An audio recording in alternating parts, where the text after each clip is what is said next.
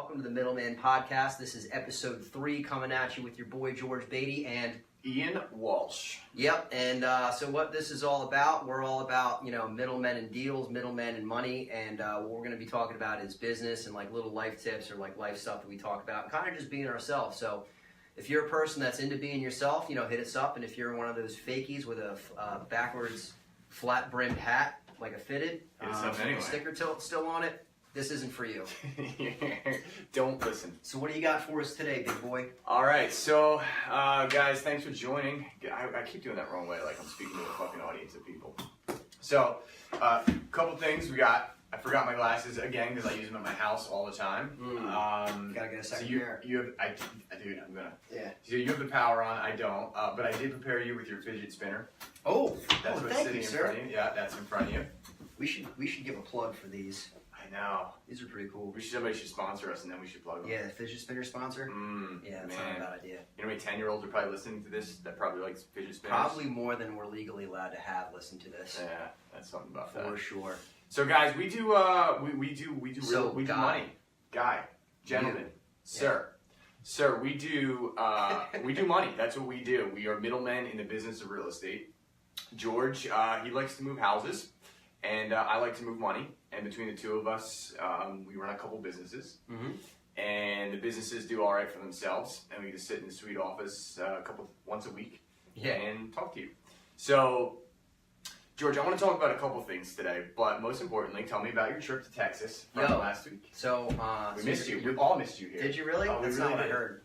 So your boy GB was away from the office and the business for 10 days, and everything went really well, which I'm very happy to say. Ooh, so, testament to an entrepreneur. Absolutely. So, see, what had happened was I went to a seminar with my boy Ryan Stewman and the Break Free Academy squad in Dallas, which was awesome. And then I went to LA to have a couple days of R&R, so to speak, which was interesting to say the least.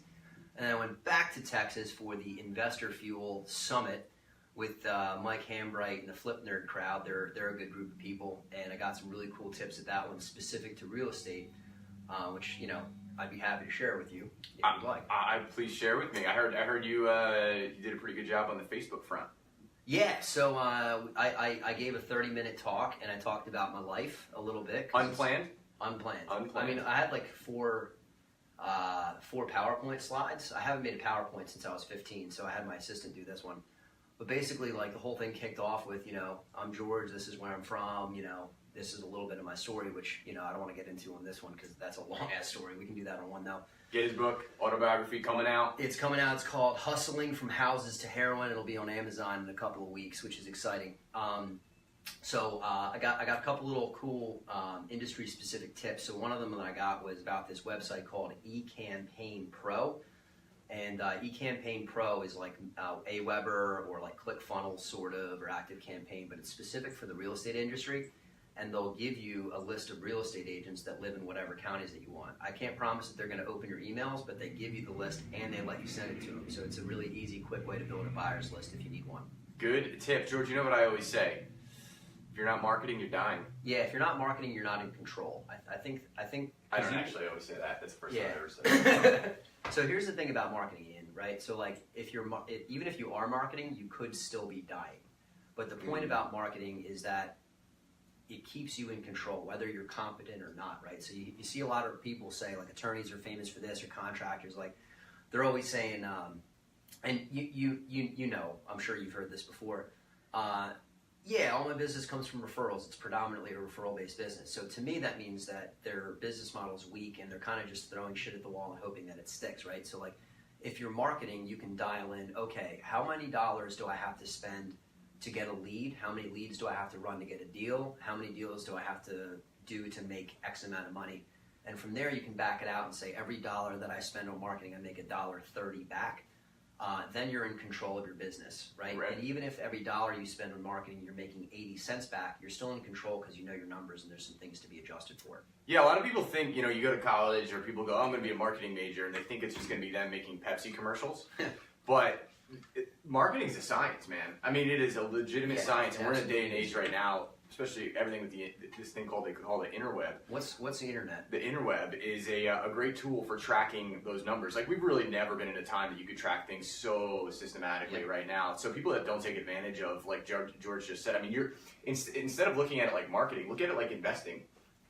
Like, you're investing, for every dollar you invest, you take $1.30 out, you're earning a 30% return. I mean, it's like a stock, it's like anything else. So that's a big way to think about marketing if you're just getting into it, is to consider it's a numbers game. I mean, it's all a numbers game. Yep. And then once you get that in your head, and you go, okay, this is what this mailer does, this is what this piece of marketing does, this is what this sweet podcast does for us. You know, what is that number? What is that return? Because if I'm getting a negative return on my time with George right now, me and George aren't going to do this anymore. Just like That's that. true. It's not good for the business. I might still do it because it's kind of fun. It is pretty fun. In fact, we're not doing this for any money because we're not making any money doing it. We're just doing it because we wanted to do it. That's true, but we're going to probably sell stuff on it later. And you can buy it. So, so that's interesting. So Texas was cool. You flew around like a true entrepreneur. First class. First class? Really? Yeah, bro. Dude, seriously, as soon as you sit in first class, you get off the plane immediately. You don't have to wait in line. There's always room for your bags, and they bring you a glass of water right up front. They don't treat you like a dog. It's intoxicating. Is the favorite part watching everybody have to walk by you through first class? Yes, I make part. sure to make eye contact with every single person walking onto the flight and looking at me, because I don't really dress well in an airport. Right. Looking at me and being like, oh, this motherfucker's in first class, and I make sure to stare every single person down. And watch what seat they sit in. Absolutely. Turn your head around the corner. If you don't feel better than anyone, then you shouldn't pay for the tickets. No, yeah, absolutely. So, good thing, that's why you want to be in first class, and it's sweet, and first class is sweet. So, good. Texas. Let's talk about some other things I had written down. So, we have a cool lamp here. Can we put it on the thing? Yeah, we can show you all on Facebook. Wow, I think Live it's here. great on Facebook. So just to give you an idea of what this looks like, it's kind of a stick lamp. It folds in and folds out, and it's really bright. So what it's doing is mimicking sunlight, as George said. I'm familiar with these lamps, but I think what I wanted to wrote this down right when you brought that thing in. So do you take vitamin D3? Yeah, I take when I'm traveling, I take 12,000 to 15,000 IU a day. I love it because D3 is an interesting thing. I know first heard about it on the Joe Rogan podcast with Ron and Patrick, and then I started to research it more. So especially in the Northeast, we have a huge deficiency during the winter months that we lose that vitamin D. And vitamin D is directly. Now, I'm not a scientist, but this is the second time. Definitely not a scientist. Definitely not a scientist. Second time I've done this on the show where I'm like, I'm giving you bro science. So I'm just going to give you that bro science from a distance. Let me get you a backwards flat brimmed hat real quick. So flatten it out? Yeah, so you can really bro it up, dude. All right, so I'm going to bro this into my understanding of D3 is it has a lot to do with brain development and your, as a child, it's enormous. Yeah, it's also good for your hormonal health. Hormonal balance and so forth. So D3, so we're getting our artificial D3. I'm probably not actually putting it out, but I'm mentally envisioning myself getting 3, so it's working. I don't think this one does D3. I think it just tricks your body's circadian rhythm and light cycle into thinking that it's still daylight. I like that. But I take a lot of D3. I get it from New Medica, which is the one my Italian doctors got me taking a bunch of that stuff. Okay. Yeah, okay. I drop it in my coffee in the morning. Nice. Yeah, I'm a big D3 advocate. Used to have fat with it. Yeah, fat soluble. Yep. Yeah. You just said something that was funny. I was just, damn it, I lost my train of thought. I was gonna say something funny, but now I'm not, because I totally forgot. Oh, we got people saying things. Who's talking shit? Somebody talking shit. We should probably turn the questions off so I don't get distracted. Okay, George, shiny objects, man. Yeah, I like shiny objects. I like shiny things. So if you guys want to send me any gifts, my office is at 102 South 2nd Street in the city. I like Rolls Royces. I also like Bentleys as long as there's a drop top. I also like authentic gold and like diamonds and things like that. So if you guys want to like send me any of that stuff, Yeah, nothing big. Nothing big. No big deal. Or peanut shoes. Peanut shoes. So I have a problem. I've been listening to a lot of Pandora lately, and I was born in the '80s. George, were you born in the '90s? No, I was born in '89. Okay, all right, thank God. So I'm just if I find out that you've been listening to AC/DC. Oh no, it's bad, George. I'm gonna be mad. It's bad. So so I have on there Linkin Park is one of my stations. That's cool. I'm with Linkin Park. Okay. I also have 80s party rock. Oh no. Yeah, I've really been liking it because I watched Stranger Things recently. Oh no. And it just it stays with me. This isn't okay. We might have to stop the podcast and take you to rehab. Okay. Okay. I'm probably clocking like 3 to 4 hours a day on parties 80 rock. At this point. The initial problem is that you're still using Pandora. That's a problem. Right? Second problem is that you're stuck in the 1980s. Third problem is that you're not listening to enough Limp Bizkit. Oh, but I do get that on my Incubus channel. That's cool. Limp Bizkit's a quality band. Have you heard the song Rollin'? Yeah. All right, so if you haven't heard the song Rollin', stop what you're doing right now. Go to YouTube, watch the music video. It's a piece of Americana, like, music history. Like, it's up there with, like, Beethoven and, like, Oh, yeah. Mozart. Yeah, it's a mad decent song. Yeah, Led Zeppelin, Eat Your Heart Out. Yeah. Okay, Led so Zeppelin. any suggestions for new... Okay, first, if I'm not using Pandora, what am I going to use? Spotify, bro. Shit. Yo, so hear me out on this, All right, man. And Spotify's not giving us a dime yet. So Spotify, man, not only can you free stream whatever song you like, so like for instance, when you type into Pandora, like you type in an artist or a song, it plays things similar to that, but it'll never play that song. Yeah, force me. Right. Spotify lets you listen to that specific song, then makes a playlist back based off of that. Plus, there's all kinds of other users' playlists in there. So if like you notice that somebody else has similar musical tastes, you can see all their playlists, which are awesome. And then once Spotify gets a feel for what you like, it creates different types of playlists for you based upon the genre of music that it can tell you're interested in. Yeah, So, for instance, so smart. Artificial intelligence. Yeah, their 80s playlist will knock Pandora's out of the water every single day. Plus, like, so for me, listen to my playlist. My first playlist is an emo rock one.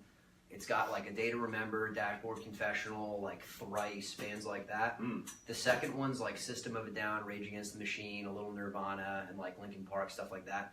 The third one is like Nas, Biggie, Clips, things like that. After that, there's one that's got like Pharrell and the Yin Yang Twins and like your early 2000s rap.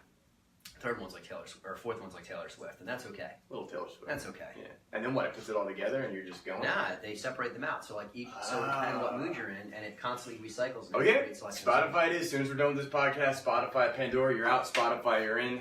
And our sponsorship number is no, just kidding. Good. So the last thing I wanted to talk about was we were going to talk about the big. Let's get into the big meat of this thing. Oh baby, The big I love meat. Let's get to the big meat. Because I'm not a vegan. No. Yeah. Yo, did you know that crystal meth is vegan? Oh. I need to get the word out about this. So if you're listening out there and you're a vegan, there's hope. All right, you don't have to eat meat. I'm not telling you to have some steak, but Yeah. Fuck coffee. Crystal meth. a little crystal meth, vegan, no animal products whatsoever, depending on what the cut is. Now that's up to you and your drug dealer, but you know it's the safe solution. Yeah, but be responsible when you're doing your crystal meth. No. Don't be responsible. Over abundance. Abundance. Yeah, I'm of Go abundance mind. Okay, abundance Abundance mindset mindset. with crystal meth. Okay, good tip. So artificial intelligence, actually, before we get into the meat, let's talk about artificial intelligence, which I don't know if you've been noticing, but Elon Musk, like the future of the world, I'm Elon Musk. the king of the world, you could be. For all I know, you are. He's been on this huge raid across the globe about warning us about artificial intelligence, like to the point where it's all over the place. And then recently, Stephen Hawking came out and said we need to be extremely aware of where we're going right now with Are you artificial trying to red intelligence. pill motherfuckers right now? I'm just saying, Have you seen The Matrix? Oh, come on. Thank God. I'm just saying, have you seen Terminator 2? Yeah. Skynet is coming. I don't know if that's the case. Yo, so here's the deal. Is it coming? Yes. Do I want to be like in charge of it or like somewhere near the top? Also yes. Yeah. So what can I do to like be on the right side of artificial intelligence as opposed to being on the masses side? That's the question I always ask myself. You got to make peace with the machines fast. Yeah? Yeah, because I don't know, man. Like, if Elon Musk and Stephen Hawking are telling us there's a problem coming, but here's the thing. Like, I love Alexa. Like, I love my artificial intelligence. Cute. I get it. I can't. Wait, which Alexa? Amazon. Oh, Alexa. yeah. Not your Alexa. Not the Alexa at the strip club. I'm talking Amazon Alexa. I'm Is talking. that a real name? Mm-hmm. Yes. Well, we don't know. Stage names, you know how it goes. So, but I love that shit. So it's gonna be hard to not embrace like making your house a smart house. So this will actually segue right into our conversation, which is time management. Mm-hmm. And we talked about it a little bit last week, but this brings me to the saying, and I posted this online at one point, which was, why don't I like the saying rise and grind? Why do you think I like the saying fucking rise and grind? You like it? I don't like it. It drives It's me because insane. grind implies that you're doing busy work. There's no badge of honor in fucking grinding. Like, there's no people, like, we have this thing in America right now. There's not. The only badge of honor is what sits in your bank account in the least amount of time it takes to make that badge of money. honor is your projected progress and your rate of progress. Right, and obviously that's, you know, reflected in money, but like, dude, I ground fucking hard for a long time before I got to where I'm at now. I still fucking grind. It drives me insane. I hate it. But like, I don't like it. You're talking about the mentality of like, oh, do all this busy work, hustle, hustle, hustle, when like people don't understand what that actually means in reality. That's right. Entrepreneur. That's right. Like you're talking about the Gary Vee phenomenon where everyone's taking his advice and things just because they watch Gary Vee videos and they're an entrepreneur all of a sudden. That's right.